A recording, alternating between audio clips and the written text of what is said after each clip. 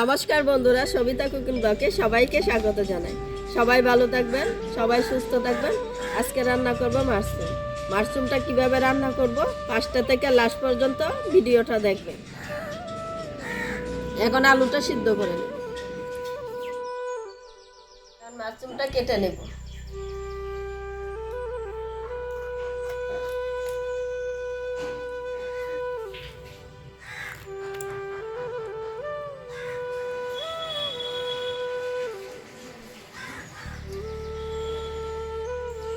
মাশরুমটা কাটা হয়ে গেছে, এখন অল্প গরম জল দিয়ে সিদ্ধ করে নেব। হয়ে গেছে, এখন মাশরুমটা সিদ্ধ করে নেব।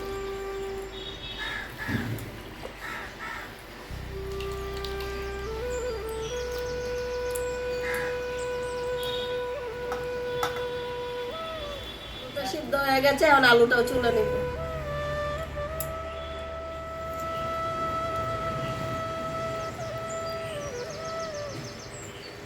বেটে নিব জিরা,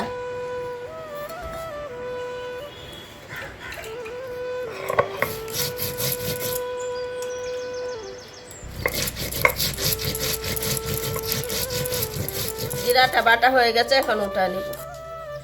বেটে নিব দইনে।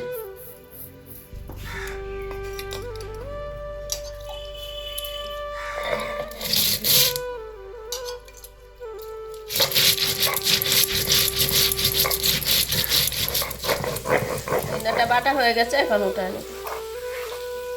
বেটে নিব আদা রসুন একসাথে বেটে নিব। পেঁয়াজ তিনটা একসাথে বেটে নিব।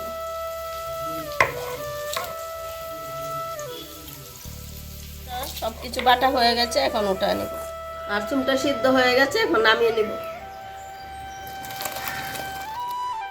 মাশরুম ভাজার জন্য দিয়ে দিব সরষের তেল।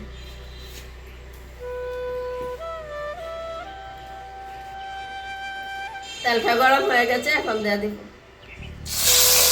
লবণ। কালারের জন্য দিয়ে দিব হলুদ গুঁড়ো।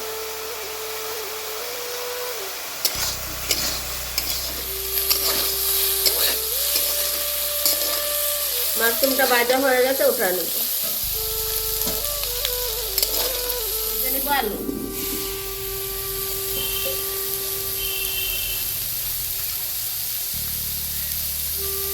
স্বাদ মতো লবণ, হলুদ গুঁড়ো,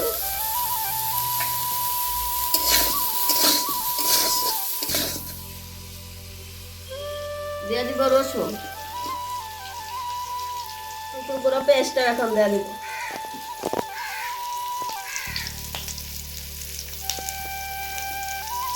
ভাজা হয়ে গেছে, এখন ঢেলে নিব।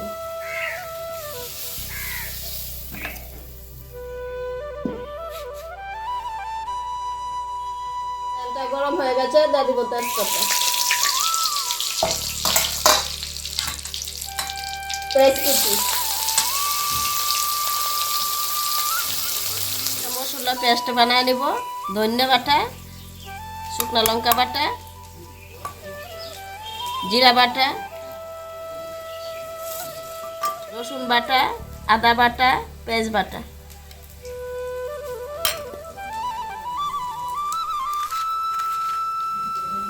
স্বাদ মতো লবণ,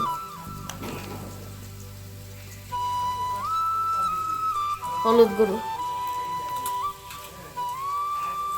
অল্প করে দিয়ে দিব জল। ভাজা হয়ে গেছে, এখন দিয়ে দিব মশলা পেস্ট। কালারের জন্য দিয়ে দিব কাশ্মীর লঙ্কার গুঁড়ো। মশলাটা ভাজা হয়ে গেছে, তেলও ছেড়ে দিয়েছে, মাশরুমটা এখন দিয়ে দিব।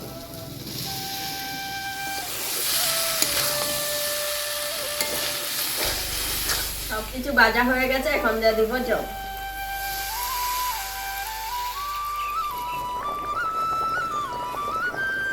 এখন দিয়ে দিব গরম মশলা। তরকারিটা হয়ে গেছে, এখন ঢেলে নিব।